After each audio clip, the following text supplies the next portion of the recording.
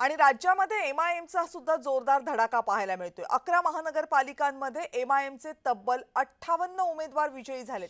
संभाजीनगरमध्ये एमआयएमने मुसंडी मारली, मुंबईत एमआयएमने 3 उमेदवार जिंकून आणलेत, ठाण्यामध्ये 5 उमेदवार विजयी झालेत। राज्यभरात असदुद्दीन ओवैसी यांनी जवळपास 19 सभा घेतल्या होत्या आणि एमआयएमच्या विजयासाठी या सभा महत्त्वाच्या ठरल्या।